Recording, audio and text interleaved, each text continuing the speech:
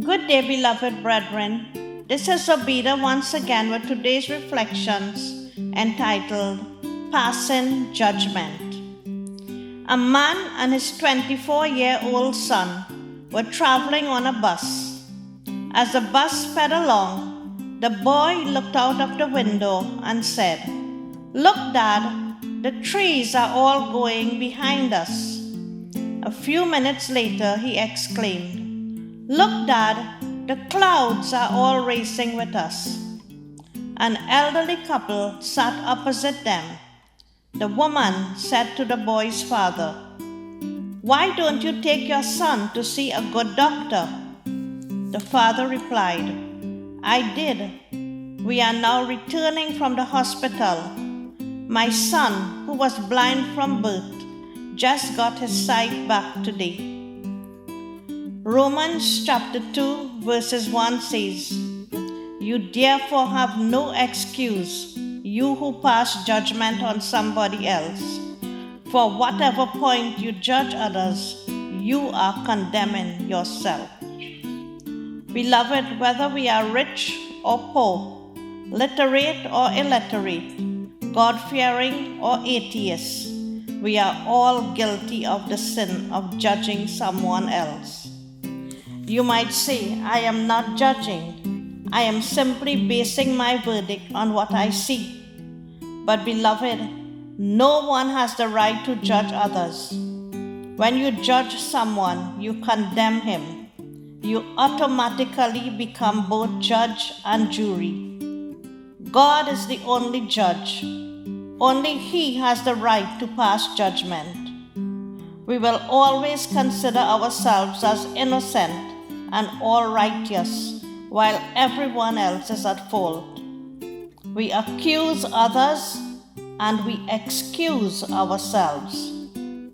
Matthew chapter 7 verses 5 says, "First take the log out of your own eye, then you will see clearly to remove the speck from your brother's eye."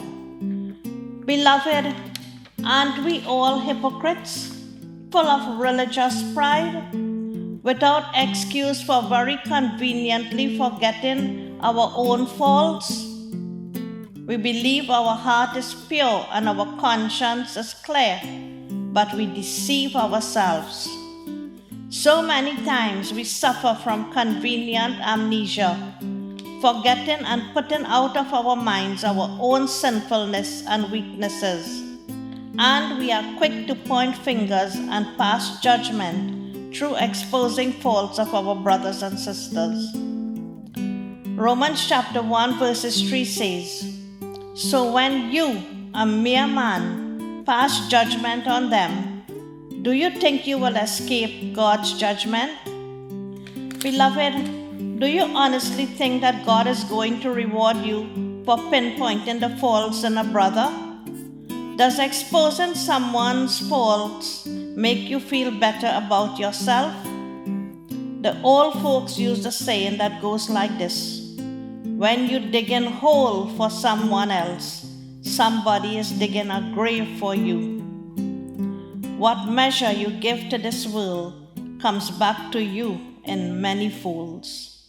Sometimes things might be going great in our lives, smooth sailing, no bumps, no hurdles, and so we believe that God is pleased with us, that we are especially chosen. Yes, God must hold us as special. We deserve to be blessed. Beloved, do not deceive yourself. If it wasn't for the grace of God, His unmerited favor, none of these would be possible. Matter of fact, if you really got what you deserve, crap or smoke your pipe. You see, God blesses even when there is sin in our lives, and it is all because of His wonderful, matchless grace. God knows us inside out. There isn't anything we can hide from Him.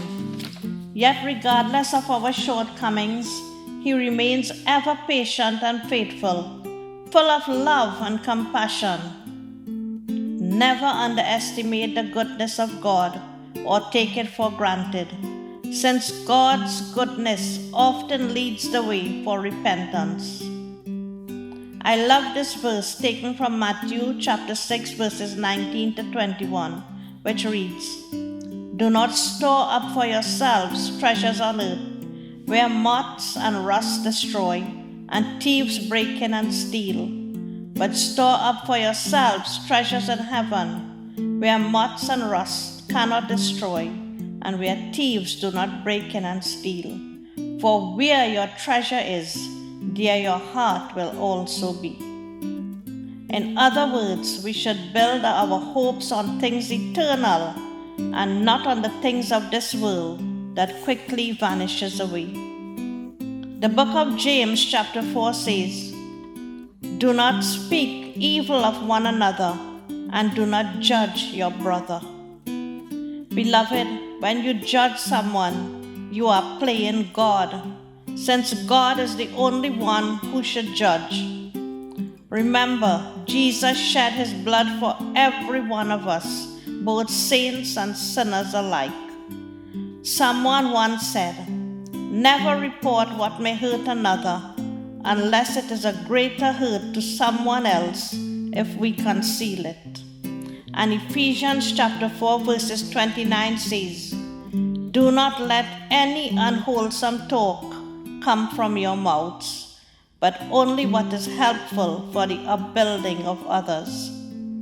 And so, my beloved brethren, may the Lord graciously bless you and keep you. May you find solace sheltered in his mighty hand. Be blessed, my beloved brethren, and may you have an absolutely awesome day. God bless you. And the Lord said, "Be still and know that I am God." Beloved, please remember to subscribe, like, and share. It will help greatly in keeping these reflections coming. Be blessed and have a wonderful day.